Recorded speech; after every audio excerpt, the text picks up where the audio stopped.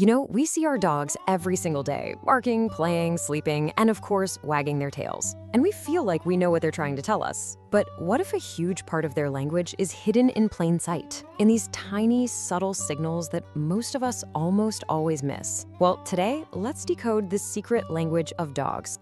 Okay, let's just dive right into the biggest myth of all, the idea that a wagging tail always means a happy dog. It's just not that simple. In fact, that one single movement can communicate a whole spectrum of emotions, from pure, unadulterated joy to some pretty deep anxiety. So, where do we even begin to untangle this? Well, the very first clue is in the direction of the wag itself. It turns out, just like a poker player has a tail, dogs do too, and it's a tale of two very, very different wags. See, here's the key. The secret isn't that they're wagging their tail. The secret is in how they wag it, the nuance, the tiny details. That's where all the meaning is. And here's what scientific studies have found, and it's pretty wild. A wag that's biased more to the dog's right side, that's a positive sign. It signals things like happiness or curiosity, basically a desire to approach something. But a wag that's biased over to the left, that's a sign of negative feelings, like nervousness or a desire to get away from whatever they're looking at. And get this proves it's not just some random twitch they do for us. In one study, researchers showed dogs videos of other dogs. And when they saw a dog on screen with a left-biased wag, their own heart rates actually increased, and they started showing signs of anxiety. They can read this language in each other perfectly. But the tail is only part of the puzzle. There is another, even more subtle clue hidden in a place you would probably never, ever think to look: their nose. To figure this one out, researchers had to get pretty clever. They took a life-size dog decoy out to a park, they put different scents on it, and then they used these tiny hidden cameras to film exactly how other dogs approached it and, more importantly, how they sniffed it. And the results were absolutely fascinating. When the dogs came across new or really stimulating scents, like from a coyote or an unfamiliar dog, the data showed overwhelmingly that they started sniffing with their right nostril first. But for a familiar, totally neutral smell like their own food, no preference. Okay, so let's piece this together. We've got a right biased tail wag for positive feelings and a right nostril first sniff for new and stimulating stuff. What's the connection? Well, the answer lies deep inside the canine brain. So just like in humans, a dog's brain is lateralized. That's just a fancy way of saying the two halves, the two hemispheres, have different jobs.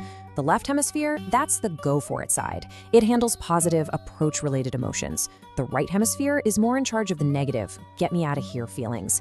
And it's also the specialist in processing new, important information. And here it is. This is the aha moment where it all clicks. The brain controls the opposite side of the body. So that happy right-sided tail wag, that's actually being driven by the left brain, the happy side. And that first sniff with the right nostril, well, that sends information straight to the right brain, the side that specializes in handling new, stimulating info. It all connects perfectly. So that explains how it all works, but it doesn't really explain the why. Why do our dogs wag their tails so much more than their wild ancestors, wolves? The answer is all tied up in thousands of years of history right alongside us. I mean, really think about it for a second. You rarely, if ever, see a wolf wagging its tail with that same frantic, goofy energy as a golden retriever. This huge difference isn't an accident. It is a direct product of domestication. Scientists basically have two main theories about this. The first one is that all this tail wagging was just a happy accident, a byproduct of us selecting for tameness.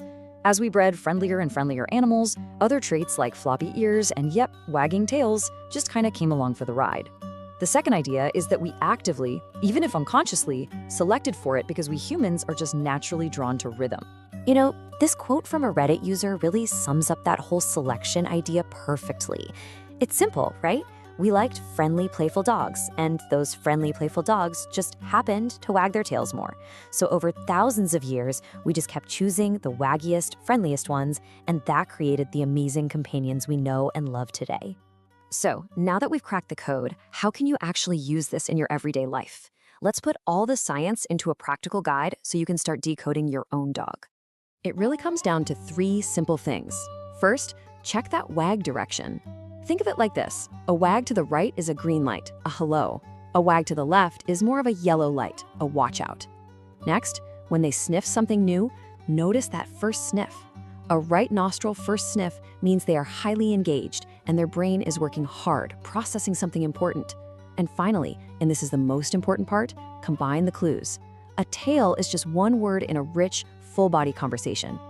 So the next time you see a dog, look closer. Look beyond the obvious. It really makes you wonder, if this much complex communication is packed into such a simple, everyday movement, what other secret languages are unfolding all around us, just waiting for us to finally understand?